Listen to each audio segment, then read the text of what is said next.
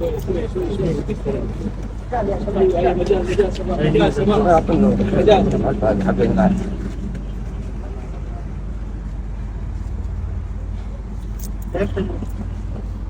ترى معينة رجع شوية اسكان كبير ايه اسكان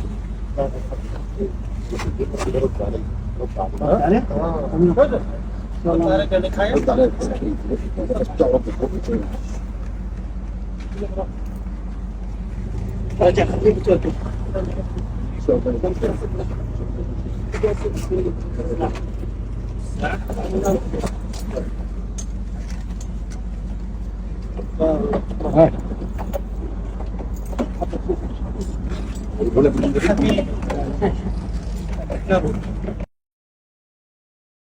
আপনারা যে ভিডিওটি দেখতে পেয়েছেন যে এই বাইটি এই গাড়ি নিয়ে আসছিল।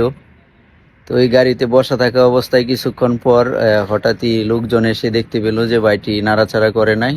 তারপর ডাকাডাকি করার পর কোনো সারা শব্দ না দেওয়াতে সন্দেহজনক তাকে গাড়িটি খুলে চেক করা হয়, কিন্তু চেক করতে দেখতে পায় সে বমি করে দিয়েছে গাড়ির ভিতরেই। তারপর যতটুকু ধারণা করা হয় যে গাড়িতে সে স্ট্রোক করে মারা গেছে, এতটুকু ধারণা করা যায়। কিন্তু সবাই বাইটির জন্য দোয়া করবেন। এই প্রবাসীর মাটিতে আসলে মৃত্যুটা অনেক কষ্টকর, আর এই বাইটি হঠাৎ করে এরকম হয়ে যায়, স্ট্রোক করে মারা যায়, অবস্থার আশঙ্কাজনক হয়ে যায়। তারপর অনেক লোকজন এসে তাকে এরকম পরিস্থিতিতে গাড়ি থেকে নামায় চেক টেক করে, কিন্তু কোনোভাবে তার জ্ঞান ফিরে আসে নাই। তো এই গাড়িটি নিয়েই আসছিল সে, এই গাড়িতে ও নিজেই ড্রাইভিং করে আসছিল, সেই জন্য ওই গাড়িতে সে এরকম একটি মর্মান্তিক ঘটনার শিকার হয়েছে। আর সবাই বাইটির জন্য দোয়া করবেন। বাইটি আসলে আল্লাহ যেন তাকে জান্নাতবাসী করে।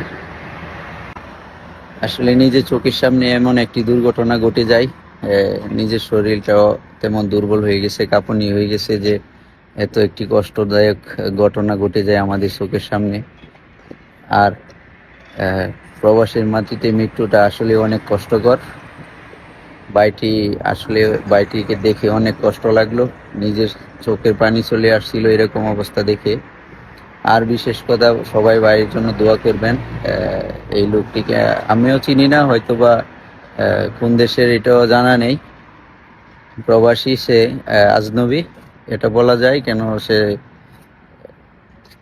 দেখে বোঝা যায় যে সে ড্রাইভারি চাকরি করতো এরকম অবস্থায়। আর সবার কাছে ভাইয়ের জন্য দোয়া চাই, সবাই দোয়া করবেন।